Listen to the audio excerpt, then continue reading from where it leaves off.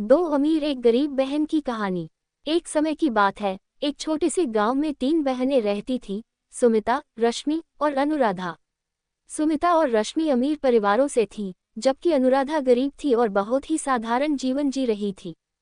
सुमिता एक प्रमुख व्यवसायी थी, जिसकी कंपनी शहर में प्रसिद्ध थी। उसके पास ऐशो आराम की कोई कमी नहीं थी।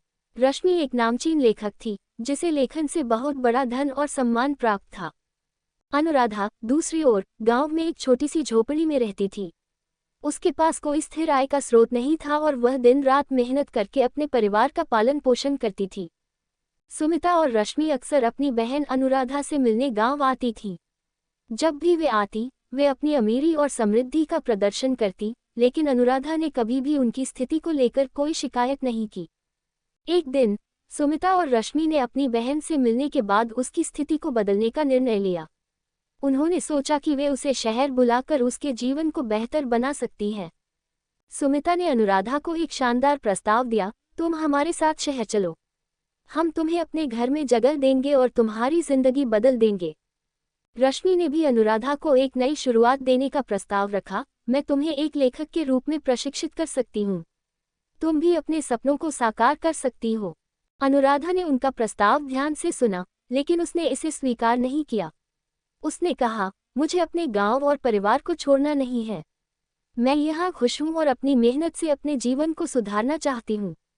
सुमिता और रश्मि ने उसकी इच्छा का सम्मान किया, लेकिन उन्होंने उसे कुछ आर्थिक मदद देने का निर्णय लिया। सुमिता ने उसे एक बड़ा धनराशि भेजा और रश्मि ने उसे किताबों और लेखन सामग्री दी।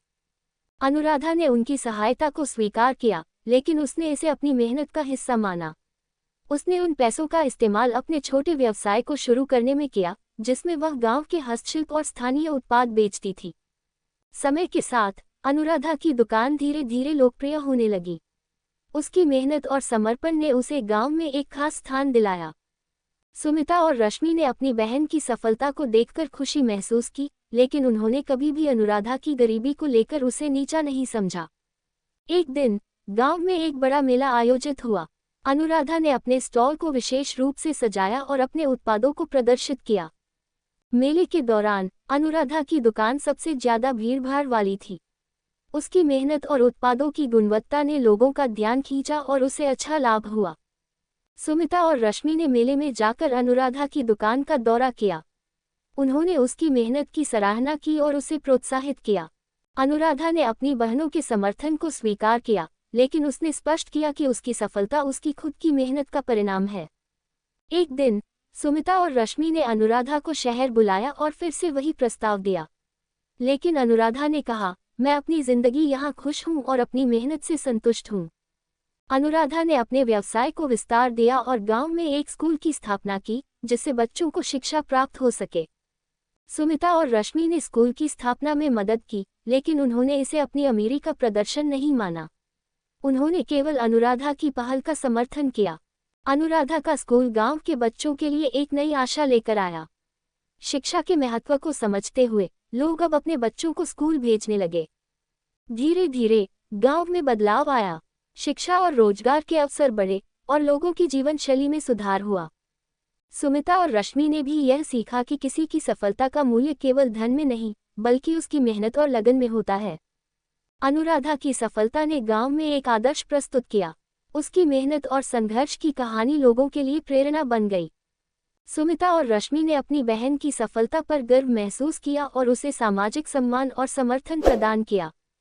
अनुराधा ने अपनी मेहनत और संघर्ष से ये साबित किया कि गरीबी केवल एक स्थिति होती है और सफलता केवल लगन और मेहनत की उपज होती है। समय के साथ अनुराधा ने अपने व्यवसाय को और भी बढ़ाया। उसने गांव में कई लोगों को रोजगार दिया और उनके जीवन में सुधार किया।